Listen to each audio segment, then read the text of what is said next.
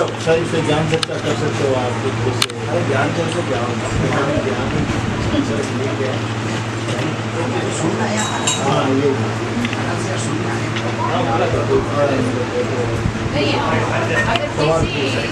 देखो कबीर साहब का या कोई सार भक्ति क्या है और अपना जन्म मरण कैसे मिटेगा, इसके बारे में गोरखनाथ पंथ कबीर साहब कह रहे हैं गोरख जैसा जोगी है जग में भयाना कोई। गोरखनाथ जैसा योगी इस दुनिया में कोई नहीं हुआ। लेकिन जब ध्यान की बात आती है, जब गोरखनाथ पंथ में अलग निरंजन का अलग निरंजन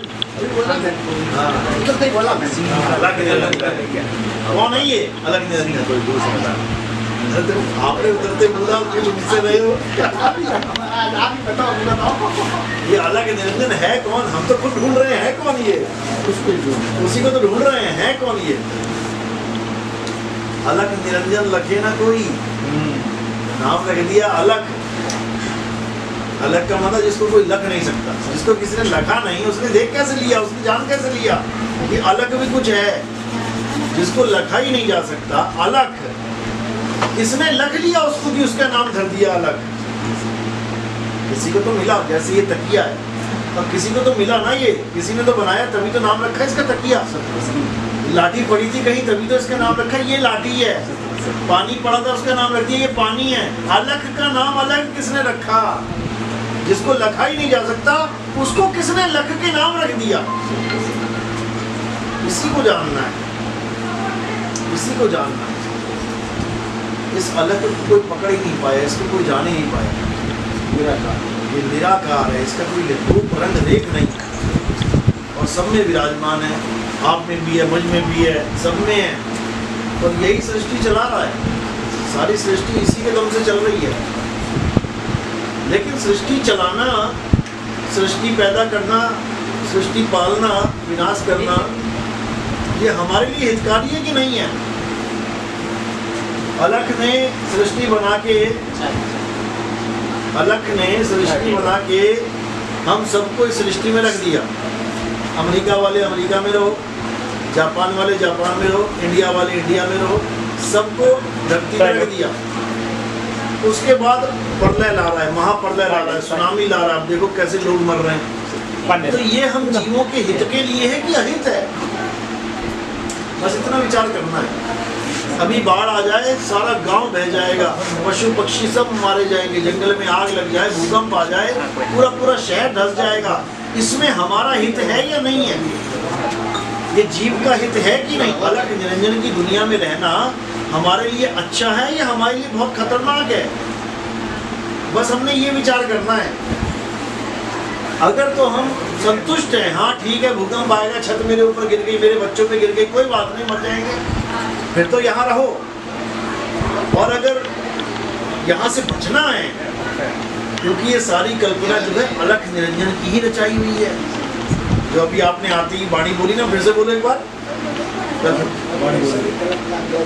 हाँ साधु भाई, सभी कल्पना त्यागी, तो सभी कल्पना है क्या?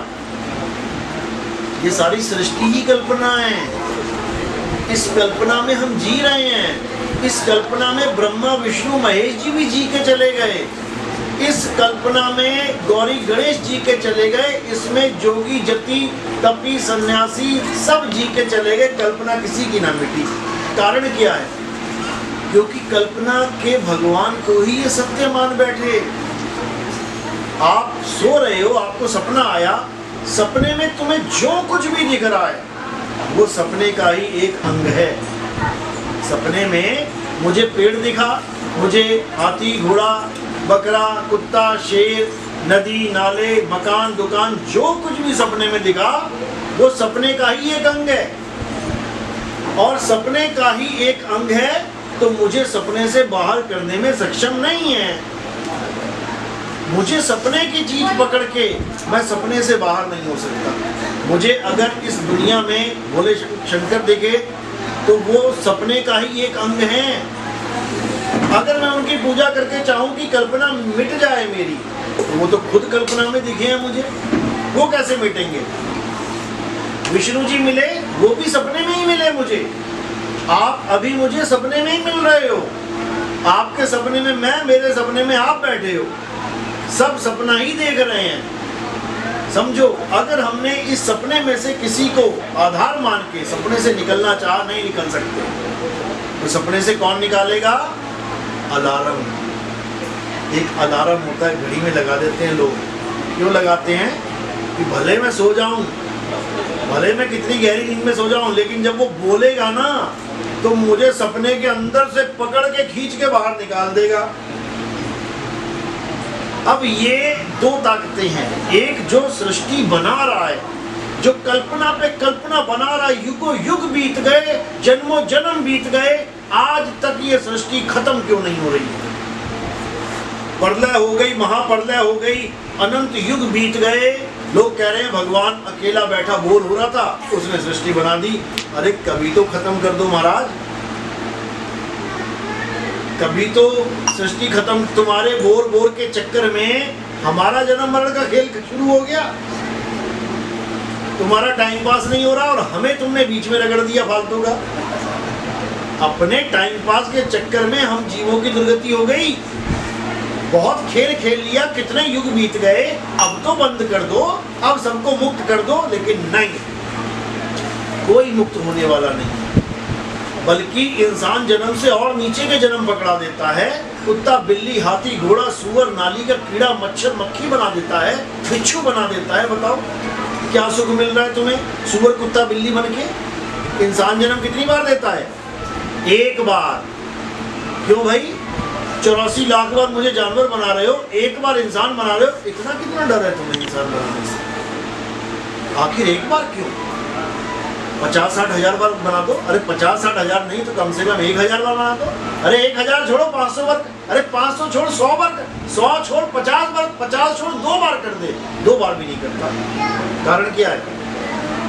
क्योंकि ये भाग जाएगा कल्पना को त्याग के। अगर इसको कोई गुरु मिल गया तो कुत्ते को सत्संग सुनाओ, बिल्ली को सत्संग सुनाओ, शेर को सत्संग सुनाओ, नहीं भाग सकते।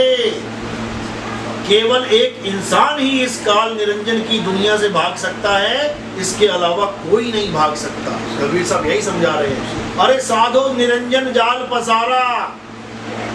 कबीर साहब कह रहे हैं निरंजन ने जाल फैला दिया। ये स्वर्ग पताल रचियो महिमंडल, ये 3 लोक विस्तारा, साधो निरंजन जाल पसारा। और इस जाल में कौन फंसे हैं? ब्रह्मा, विष्णु, महेश, गौरी, गणेश, जपी, तपी, सती, सन्यासी, ये सब जितने जीव दिख रहे हैं तुम्हें, सब काल के जाल में फंसे पड़े, जन्म मरण के जाल में फंसे पड़े। एक भी मुक्त नहीं हो सकता। काल के जाल से कोई बच ही नहीं सकता। तो कबीर साहब समझा रहे हैं, अरे बचना चाहो काल जाल से, चीनो शब्द हमारा, और कहे कबीर अमर कर राखूं जो निज होए हमारा। जो इस अलग निरंजन की दुनिया से निकलना चाहता है, वो मेरे शब्द को छीन ले कि मेरा शब्द क्या है। उसके बाद ये अलग निरंजन तुम्हें सृष्टि में नहीं ला सकता। क्यों? क्योंकि मेरा शब्द अलार्म है। वो अलार्म है। जब वो अलार्म बजेगा तो तुम्हारी सारी चेतना इस सृष्टि से बाहर निकल आएगी और तुम जगोगे, कहोगे बाप रे बाप, कितना लंबा सपना देख रहा था मैं। युगों युग बीत गए, युगों युग बीत गए। ये कल्पना, ये सपना देखते हुए भजन गाने के लिए नहीं बने हैं कि भजन गाओ। भजन को समझ के निकलो उस कल्पना से। ये मंदिर कल्पना है, ये मस्जिद कल्पना है, ये गुरुद्वारे, ये चर्च, ये पहाड़, ये नदी, ये नाले, ये दुनिया, ये भोले शंकर, ये माता पार्वती, ये सब कल्पना है। ये सब इस कल्पना में ही आए हैं। इनको पकड़ के सपने से बाहर नहीं निकल सकते। केवल एक ही रास्ता है, उस सार शब्द को जान लो, उस अखंड नाद को जान लो, जो सृष्टि के बाहर तुम्हें खींच के निकाल सकती है। नहीं तो और कोई नहीं निकाल सकता। इसी जन्म मरण में रहो। पता नहीं कितनी बार जोगी बन गए, कितनी बार सती जति तपी सन्यासी बन गए, किसी का कल्याण नहीं। जन्मों जन्म बीत गए। चलो बाकी आज सत्संग में मौका लगेगा, सुनना जरूर। मालिक की दया होगी।